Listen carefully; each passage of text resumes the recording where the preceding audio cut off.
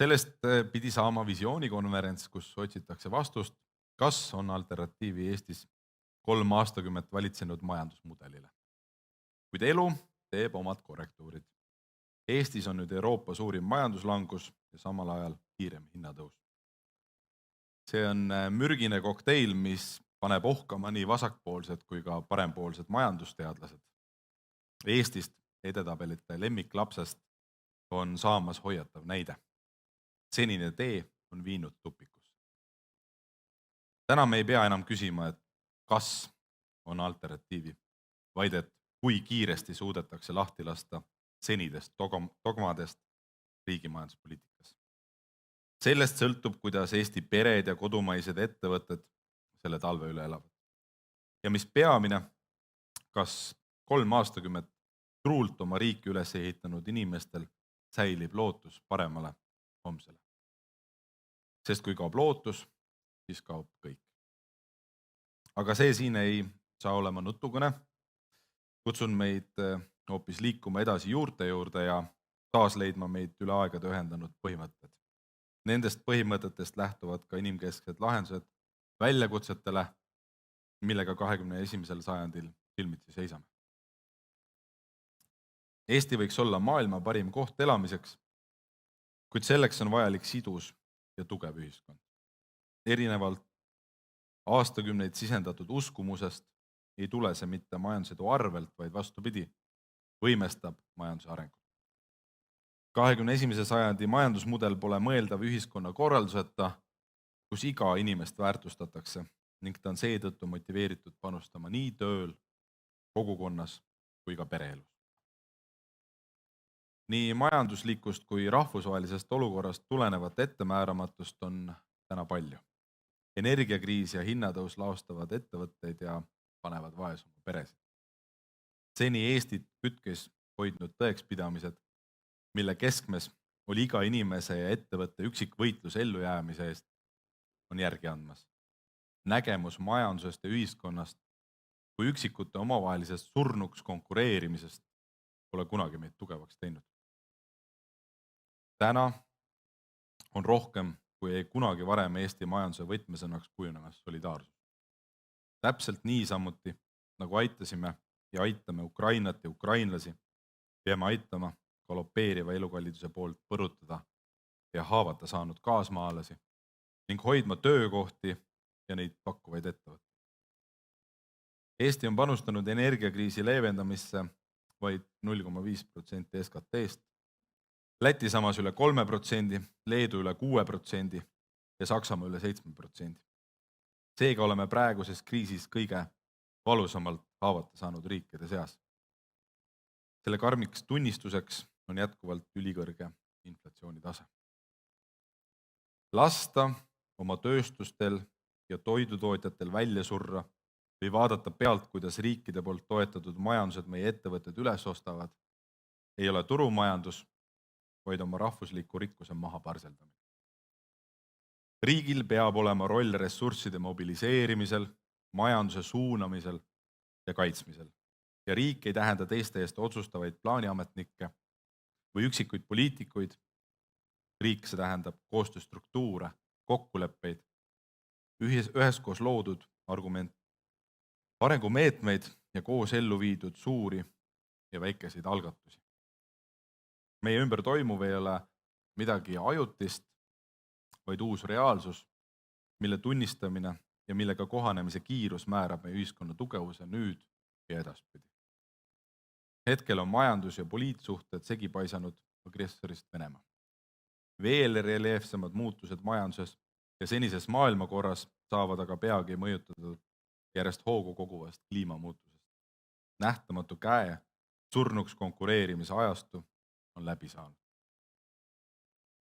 Tahan rääkida ka väärtustest, mis üht ühiskonda paratamatult suunavad, sealhulgas hoiavad, edendavad tema kultuuri ja annavad majandustegevusele sotsiaalse sihi. Eesti uus lugu on solidaarsuse ja ühtehoidmise lugu. Ja just solidaarsus oma riigi ja inimeste suhtes on tõeline rahvuslus, tõeline patriotism. Selline, mis annab kindluse, et meie rahval, majandusel, kodukohal ja riigil on parem tulevik ja seda mitte kaugema horisondi taga, vaid järk-järgult juba homme ja ülehomme. Tõeline patriotism ei tähenda suuri sõnu ja tõrviku rongkäike, see vajab tegusid. Tõeline rahvuslus hoolib, mitte ei vaena, ühendab, mitte ei eralda, viib edasi, mitte ei takerdu mineviku varjudesse. Eestluse hoidmine ja tugevdamine tähendab, et need, kes saavad, panustavad rohkem, et kõigil Eesti inimestel oleks siin riigis võimalus. Me ei saa ühiskonnana kunagi jõukaks, kui meie konkurentsi eeliseks on odav tööjõud või naise nägu palgavaesus. Et elujärg paraneks, peavad palgad tõusma. Kui tõusevad palgad, tõusevad ka pensionid. Areneb majandus ja paranevad riigi ning kohalike omavalitsuste võimalused toetada neid, kes abi vajavad ning kujundada sellist poliitikat, et me oleksime peredena, kogukondadena ja riigina edaspidi kriisideks paremini valmis ja suudaksime neid ka ennetada. Sotsiaaldemokraatide siht on tõsta miinimumpalk 3 aasta pärast 1200 eurole. Aastal 2024 1000 eurot, 2025. aastal 1100 eurot ja 2026. aastal 1200 eurot. See ei ole midagi rohkemat kui soov, et Euroopa keskmiste hindadega riigis oleks Euroopas kokku lepitud alampalk 50% keskmisest palgast, mis järgmisel aastal muide peaks olema juba 900 eurot. Õigustatult on Tööandjate Keskliidu juht küsinud, et kuidas seda saab teostada. Et mõista solidaarsuse mõju majandusele, riigieelarvele ning palgavaesuse lõpetamisele, lubage mul võrrelda sotsiaaldemokraatide ja Reformierakonna lähenemate valimiste maksuettepanek. Sotsiaaldemokraadid soovivad 4 astmega tulumaksusüsteemi, mille üheks osaks on 1200 eurone miinimumpalk. Ülemineku esimesel aastal maksaks riik tööandjatele tekkiva vahe katmiseks 50% ja teisel aastal 25% palgatoetust. Reformierakond soovib samal ajal aga kaotada senised maksuastmed ja tõsta tulumaksuvaba miinimumi 700 eurole. Mõlemal juhul on muudatuste maksumus samas suurusjärgus 300 miljoni, 340 miljoni euro kanti. Meie pakutu puhul on sihiks palgavaesuse kaotamine. Lisaks tööandja palgatoetusele investeeriksime esimesel aastal 100 miljonit, järgneval aastal 200 miljonit, seejärel üle 300 miljoni aastas ettevõtluses innovatsiooni suurendamiseks ja regionaalsetesse töökohtadesse. Poliitiliste konkurentide plaan piirdub aga kõige jõukamate sissetulekute suurendamisega 140 eurot kuus, jättes madalapalgalistele sellest pisku. Samuti jäävad majanduselu ja ettevõtjad väljaspool suuri keskusi määramatusse, aga just kohalikud ettevõtjad on need, kes koos töötajatega loovad paikkonnas uut väärtust, parandavad ja hoiavad elujärge. Maailma kõige väärtuslikumat tööd saab teha ka maailma kõige targem rahvas. Meie ühiskondlik heaolu ja majanduse areng oleneb meie inimeste oskustest. Enesetäiendus ei saa jääda pelgalt igaühe erahuviks ja sõltuda töökohast ning võimalustest või nende puudumisest. Seepärast tuleb ka meil edukale majandusele kohaselt muuta õppimine, enesetäiendamine töö loomulikuks osaks. 40-tunnise töönädala sees tuleb teha järjest rohkem ruumi uute oskuste ja teadmiste omandamisele. Nii kasvab tööga lootav väärtus ja tõusevad palgad. Näen oma kodukohas Väätsal, Järvamaal väga paljudest tahet ja valmisolekut tegutseda. Kuid ka kõige suurem tuhin võib raugeda, kui ümbritsevad olud sind ei soosi. Nii räägivad viimaste aastate regionaalarengut puudutavad uuringud seda, et turupõhisele konkureerimisloogikale põhinev lähenemine Eesti regionaalpoliitikas ei ole aidanud Eesti piirkondade ebaühtlast arengut pidurdada.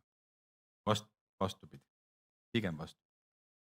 See on soodustanud jõukuse koondumist kuldsetesse ringidesse.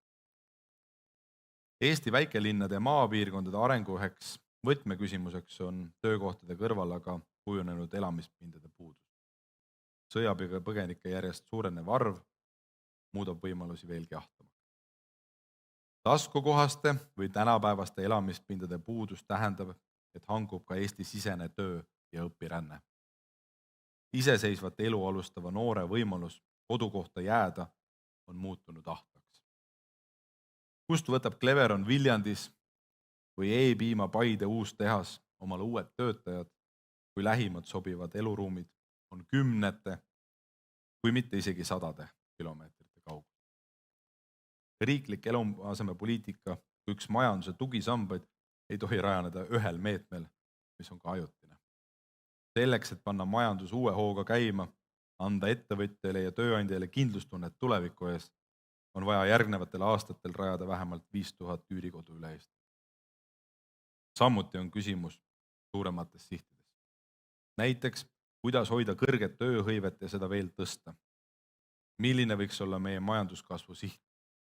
Millised haridus, sealhulgas kõrgharidus ja teaduskorraldust ja eesmärke me selleks vajame? Soome peaministri erakond, sotsiaaldemokraadid näiteks, on sihtimas keskmiselt 2% majanduskasvu aastas. 4% SKT-st teadus- ja arendus- ja innovatsioonitegevusse, 80% tööhõivet ja alla 5% töötust ning et alla 35-aastastest soomlastest vähemalt 50% oleksid kõrgelt haritud. Kõlab sisemiselt tugeva ja väljaspoole konkurentsivõimelise ühiskonna ja majanduse. Ja minu poolt kokkuvõtteks, kallimaks läinud hindu enam kahjuks tagasi ei pööra. Tõusma peavad palgad ja majandus vajab targemat hoogu. Ei rekkajuht, poemüüja ega ehitaja pole süüdi selles, et nende palgad on väikesed. Inimene üksikuna ei määra majanduse struktuuri või jõukuse jagunemist ühiskonnas. Selleks on riigi ja erakondade vastutus märgata ning esile kutsuda muutust. Olgu selleks uued töökohad rohepöördes, alampalga kiirem kasv või ajale jälgu jäänud õhukese jõuetu riigi maksusüsteemi muutmine. Samme, mida astuda, on kindlasti veel. Need ei saagi olla ühes või vähestes peades. Oma riiki ja majandust tuleb pidevalt ehitada, kultuuri edendada ja hoida, aga sellel on tulemuste kestmist, kui teeme seda koostöös. Arutagem täna, kuidas anda Eesti majandusele uus hoog, et Eesti tervikuna oleks tugev ja tulevikukindel. Loodan, et tuleb elav mõttevahetus. Aitäh!